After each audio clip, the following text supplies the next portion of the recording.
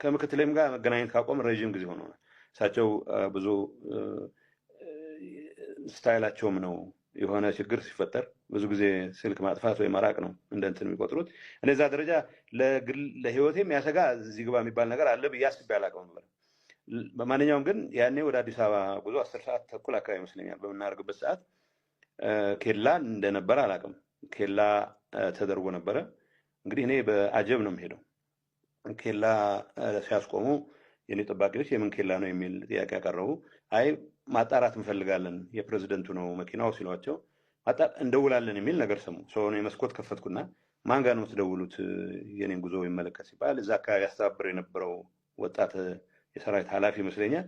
ያው እኔን እንዳየ ያው ትንሽ መከራከርም አልፈለገም። መንገዱን ከፍተውልን ሄድን። ኤርፖርት ገባው። ኤርፖርት አውሮፕላን በምንሳፈርበት ሰዓት እዚህ ግባ የሚባል ምንም አይነት ነገር አልነበረም።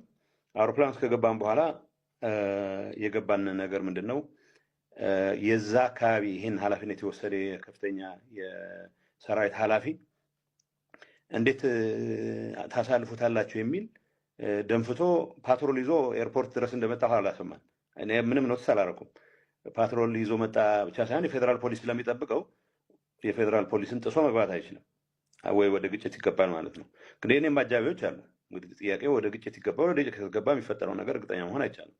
በቁጥር የኔ አጃቢዎች የሚበልጡ ይመስለኛል። ግን የኔ ጠባቂዎች ደስ ማይል ነገር እየተፈጠረ እንደሆነ ገምተዋል። ግን ያው መመለስ ሄደን መዋገት አንችልም። ወደ አውሮፕላኑ ተነሳ ሄዱ።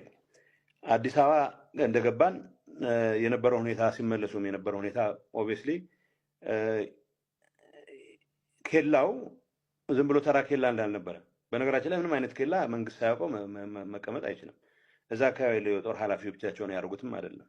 ከበላይ በተሰጠ ትዕዛዝ ኬላ ተደርጎ ኢንፋክት ያ ፓትሮል ይዞ የመጣው የሰራዊት ኃላፊ የአየር መንገድ ሴኩሪቲ አባልን በዛን ሰዓት የአቪዬሽን ሴኩሪቲ አባል እዛ አካባቢ ስልክ ደውሎ እሱ ብቻ ነው ወይስ ሌሎችንም ይዞ ነው እየወጣ ያለ የሚል ጥያቄ ሁሉ እንደጠየቀው አውቃለሁ።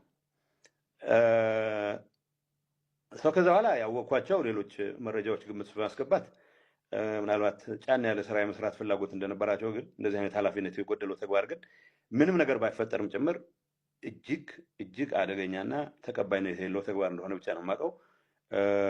እዛ እስከወጣሁበት ብቻ አውሮፕላን ላይ እስከተሳፈር ድረስ ኬላውንም ጭምር አይቼ ይሄን ያክል ህይወት አደጋ የሚሰጥ ነው ሳይሆን ምናልባት የተለዩ እንቅስቃሴዎች ይኖራሉ ከዛ ጋር የተያያዘ ነው የሚል እምነት ነበረኝ። ከወጣሁ በኋላ የእነሱ ደጋፊዎች የሆኑ ስለማምለጤ በተደጋጋሚ ሲያወሩ ስሰማ ግን ምናልባትም ማምለጤ ነው የገባኝ። ማምለጥ ሀሳቤ ማምለጥ የነበር ባይሆንም ደጋፊዎቻቸው እነሱ የሚከፍሏቸው የሚዲያ